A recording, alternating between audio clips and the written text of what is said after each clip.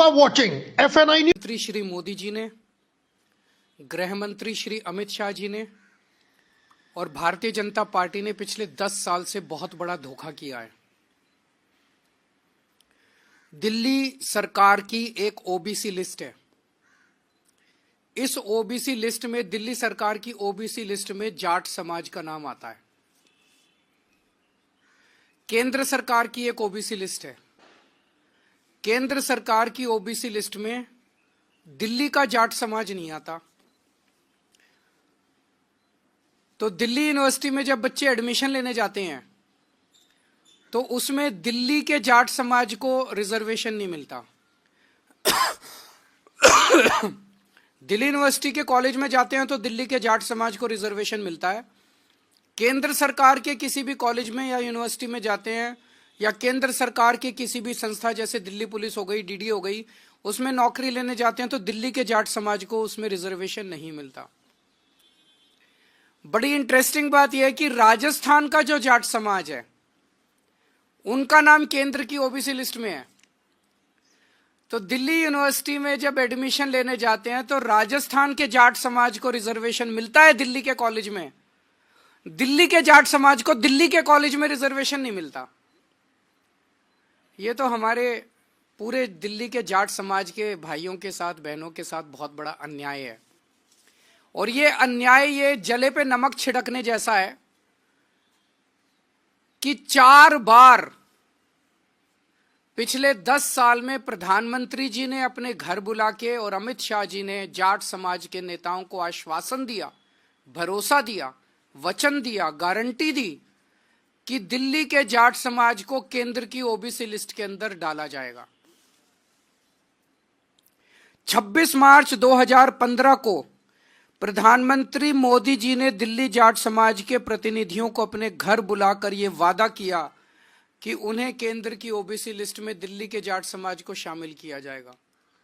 26 मार्च 2015 को नहीं किया। उसके बावजूद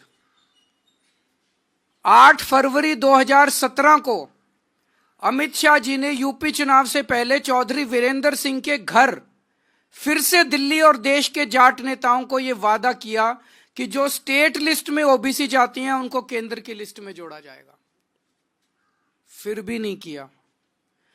2019 के लोकसभा चुनाव से पहले दिल्ली में प्रवेश वर्मा के आवास पर अमित शाह ने जाट नेताओं से मिले, फिर वादा किया कि दिल्ली के जाट समाज को केंद्र की ओबीसी लिस्ट में शामिल किया जाएगा। फिर धोखा दिया, फिर नहीं किया। 2022 में दिल्ली में फिर सैकड़ों जाट नेताओं को बुलाकर अमित शाह जी मिले और वादा किया और फिर से धोखा दे दिया। तो पिछले 10 साल में 4 बार, 3 बार दिल्ली के देश के गृह मंत्री ने और 1 बार देश के प्रधानमंत्री ने पूरे जाट समाज को बुला के बोला, अगर प्रधानमंत्री और गृह मंत्री झूठ बोलेंगे, अगर प्रधानमंत्री और गृह मंत्री अपने वादे को पूरा नहीं करेंगे, अगर प्रधानमंत्री और गृह मंत्री को जाटों की याद केवल चुनाव के पहले आती है, आप देख रहे हो हर चुनाव के पहले जाट समाज को बुलाते हैं, कहते हैं वोट दे दो, इस बार वोट दे दो, अगली बार कर देंगे, इस बार वोट दे, और कभी नहीं करते, कभी नहीं करते। अगर प्रधानमंत्री और गृह मंत्री इस तरह से झूठ बोलेंगे तो फिर तो देश में कुछ बचेगा ही नहीं। फिर क्या बचेगा उसके बाद? किसके पास जाएं इसके बाद? अब ये बड़े मजे की बात है, जैसे मैंने बताया कि दिल्ली पुलिस में राजस्थान के जाट समाज को रिजर्वेशन मिलता है, दिल्ली के जाट समाज को नहीं मिलता। एनडीएमसी में, डीडीए में, सफदरजंग अस्पताल में, ऑल इंडिया मेडिकल में राजस्थान के जाट समाज को रिजर्वेशन मिलता है, दिल्ली के जाट समाज को नहीं मिलता। दिल्ली के अंदर दिल्ली वालों को रिजर्वेशन नहीं मिलता, बाहर वालों को मिलता है। भाई ऐसा क्यों? तो मैंने कल प्रधानमंत्री जी को चिट्ठी लिखी है, उस चिट्ठी की कॉपी अभी आप सब लोगों को बांट दी जाएगी। मैंने प्रधानमंत्री जी को उनके वादे, उनके और अमित शाह जी के वादे याद दिलाए हैं कि आप ये वादा पूरा कीजिए और जाट समाज के साथ धोखा किया गया है। जाट समाज के साथ साथ 5 और जातियां हैं जो दिल्ली की स्टेट लिस्ट में हैं और केंद्र की स्टेट लिस्ट में नहीं है। ये है रावत, रोनियार, रायतंवर, चारण और ओड। इनको भी दिल्ली की केंद्र सरकार के जितने संस्थान हैं वहां पे रिजर्वेशन नहीं मिलता। ये भी दिल्ली की ओबीसी लिस्ट में है, केंद्र की ओबीसी लिस्ट में नहीं है। तो जाट समाज के साथ साथ इन अन्य 5 जातियों को भी इसमें शामिल किया जाए, ताकि इन जातियों के युवाओं को भी शिक्षा में और रोजगार में उचित अवसर केंद्र सरकार के संस्थानों में भी मिलने लगे। दिल्ली में केंद्र सरकार की 7 यूनिवर्सिटी हैं, दिल्ली यूनिवर्सिटी के कई कॉलेज हैं, Delhi police, NDMC, DDA, AIIMS, Safdarjung, Rammanohar Lohia जैसे कई केंद्र सरकार के संस्थान हैं जहां पे रिजर्वेशन इन लोगों को मिल सकता है, जिसमें शिक्षा और रोजगार में इन लोगों को रिजर्वेशन मिल सकता है। तो हमारा निवेदन है कि जो धोखा 10 साल से भारतीय जनता पार्टी दिल्ली के जाट समाज को देती आ रही है, वो धोखा देना बंद करें, अपने पुराने वादे पूरे करें। और अगर पूरे नहीं करेंगे तो आज केजरीवाल दिल्ली के पूरे जाट समाज को ये वादा कर रहा है कि मैं आपके लिए संघर्ष करूंगा और मैं केंद्र सरकार से करवा के लेके आऊंगा, चाहे मुझे इसके लिए जो मर्जी करना पड़े। अगर कोई प्रश्न है तो आप बताइए।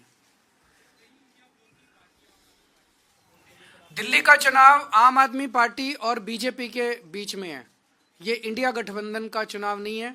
जो भी हमें समर्थन मिल रहा है, मैं उन सभी पार्टियों का दिल से शुक्रिया अदा करता हूं। वो हमें समर्थन दे रहे हैं। ममता दीदी ने समर्थन दिया और अखिलेश जी ने समर्थन दिया।